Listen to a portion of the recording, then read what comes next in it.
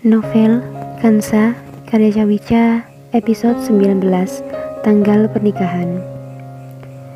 Ini sebagai bentuk tanggung jawab kami kepada anak Anda, Nyonya Insa. Kansa membutuhkan pengakuan untuk anak yang di dalam kandungannya. Apa jadinya nanti kalau anak yang dikandungnya tak memiliki seorang ayah? Jawab Maira dengan nada tegas, tak ingin keputusan dari keluarganya dibantah lagi. Bukankah kita juga seorang wanita? Kita pasti bisa membayangkan bagaimana rasanya hamil tanpa adanya suami di samping kita, kata Maira lagi sambil menatap Insa. Mereka ada benarnya, merasa ada benarnya, kata-kata Maira. Insa hanya terdiam di tempatnya. Hanafi pun berusaha mengelus-ngelus baunya, menenangkan Insa. Baiklah Nyonya, kita akan menikahkan Kansa dan Zidan sesuai rencana awal, karena mereka memang harus segera dinikahkan. Untuk Hafsah, biar kami yang mengurusnya, dia pasti akan bisa mengerti nanti, kata Hanafi dengan pasrah, tak dapat mengelak lagi. Kini Insa hanya memandang Hanafi dengan tatapan kesalnya, karena lagi-lagi Hanafi tak menghiraukan keinginan Insa dan memutuskan sendiri keputusan untuk keluarganya. Hari-hari pun berganti. Kini di rumah Insa sedang sibuk mengurusi berbagai keperluan untuk menyambut kedatangan keluarga Abimana, guna membahas tanggal pernikahan Kansa dan Zidan.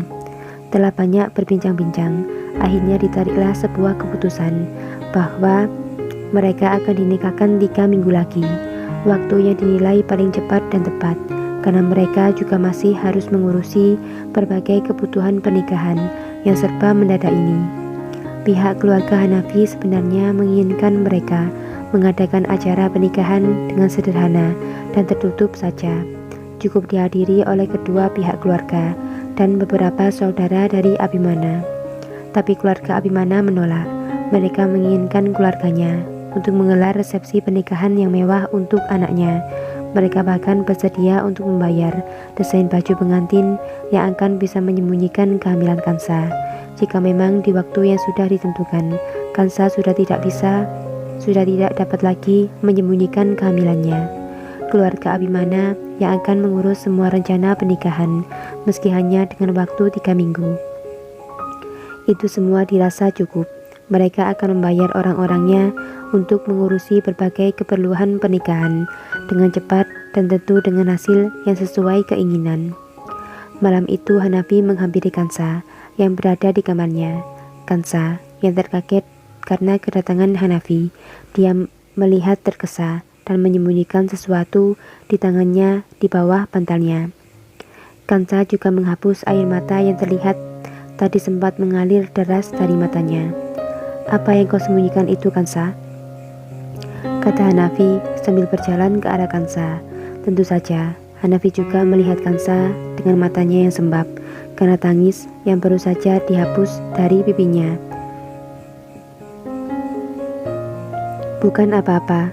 Kenapa ayah tiba-tiba masuk ke kamarku? Kata Kansa, berusaha menyembunyikan kesedihannya. Bukankah ini yang memang sering aku lakukan? Kenapa? Apa sekarang kau tak menyukai hal itu? Kansa hanya terdiam, enggan menjawab bahwa dia memang sekarang tidak menyukai berdekatan dengan Hanafi lagi. Setelah dia mengetahui tentang masa lalu ibunya. Keluarlah ayah, aku ingin tidur. Ini sudah larut. Tunggu, jawab dulu pertanyaanku. Baru setelahnya kau bisa tidur sesukamu, kata Hanafi dengan tatapan seriusnya. Apalagi ayah, sekeras apapun usaha ayah, aku akan tetap melaksanakan pernikahan ini, apapun itu yang terjadi, kata Kansa dengan angkuhnya. Tak menghiraukan perkataan Kansa, Hanafi segera bertanya apa yang ingin dia tanyakan sedari tadi. Apa memang benar yang kau kandung adalah anak dari Zidan? Kata Hanafi, memandang penuh menyelidik pada Kansa. Hanafi sempat meragukan penuturan Kansa bahwa yang dikandungnya adalah anak dari Zidan, sebab dari penyelidikan yang telah Hanafi lakukan, dia mengetahui bahwa malam itu bukan hanya Zidan, pria yang mabuk di hotel tersebut. Masih banyak lagi teman pria Kansa di malam itu yang sama-sama meneguk alkohol untuk bersenang-senang. Itu menurut penuturan teman-teman Kansa yang dikenal dan ditemui Hanafi. Hanafi berusaha mengungkap kebenaran di malam itu. Dia tak ingin menikahkan Kansa dengan pria yang bukan ayah kandung dari bayi yang sedang dikandungnya. Itu semua sempat terpikir oleh Hanafi karena latar belakang Kansa yang melakukan ini karena sebuah dendam. Karena kekesalannya mengetahui masa lalu Salma dan Hanafi.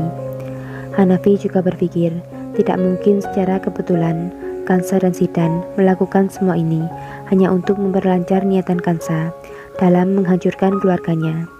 Hanafi juga sudah mengecek seluruh rekaman CCTV di hotel kala itu, tapi dia tak berhasil menemukan rekaman saat terjadinya mabuk-mabukan di malam itu. Dia hanya menemukan rekaman di awal akan berlangsungnya pesta dan mencatat wajah-wajah siapa saja yang dikenalnya untuk melakukan penyelidikan lebih lanjut. Hanafi terpaksa melakukan semua ini sendiri, hanya dengan beberapa orang suruhannya yang membantunya. Insa tak lagi peduli dengan apa yang Hanafi lakukan. Insa sudah kesal dengan semua yang terjadi.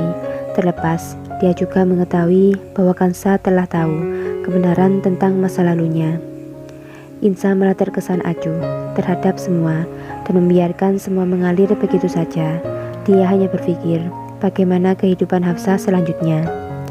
Insa beberapa hari ini malah sibuk menemani Hafsah di rumah sakit yang sudah mulai menunjukkan perubahan yang baik. Dia juga sudah sadar dan dapat berbicara pada Insa meski dengan tubuh yang masih lemas, dan dia terus saja menangis jika ingat kembali dengan Zoya. Kembali ke kamar Kansa, dia seperti enggan menjawab pertanyaan Hanafi. Dia lebih memilih untuk merebahkan dirinya di ranjang dan menyelimuti seluruh tubuhnya, mencari posisi ternyaman untuk mulai tertidur dengan pulas. Jawab Kansa, apa yang kau kandung itu adalah benar anak dari Zidan, karena ayah melakukan semua perkataanmu itu. Ayah tahu bahwa malam itu bukan hanya Zidan yang meminum alkohol bersamamu dan mabuk di sana. Terserah ayah ingin berbicara apa tentang bayi ini, tapi jelas dia adalah anak dari Zidan. Aku sudah bilang, aku tak ingat apapun di malam itu. Yang ku ingat hanya aku yang terbangun dengan Zidan di kamarnya. Apa itu belum cukup bukti untuk ayah? Aku akan tetap mencari kebenaran sebelum pernikahan ini benar-benar dilakukan. Terserah apapun yang akan ayah lakukan, aku tak peduli, dan aku akan tetap menikah dengan Zidan, ayah dari anakku, kata Kansa dengan nada yang mulai kesal dan mata yang sudah terpejam. Melihat reaksi dari Kansa, Hanafi pun enggan bertanya lagi, karena dia melihat bagaimanapun Kansa tak akan dengan mudah menjawab yang sejujurnya. Dan Hanafi juga bingung, karena berbagai bukti dari segala penyelidikannya mengarah pada Zidan, yang memang berada di kamar yang sama malam itu dengan Kansa. Hanafi mulai berjalan keluar dari kamar Kansa. Sebelum keluar, dia bergumam diri, yang masih dapat didengar oleh Kansa. Sadarlah, Kansa anakku, apa yang kau lakukan tidaklah benar. Ayah bukan tempatmu balas dendam, karena ayah sangat menyayangimu. Hati Kansa pun sempat bergetar karena mendengar perkataan lirih Hanafi, tapi dia kembali acuh dan memilih untuk terlelap malam itu. Bersambung.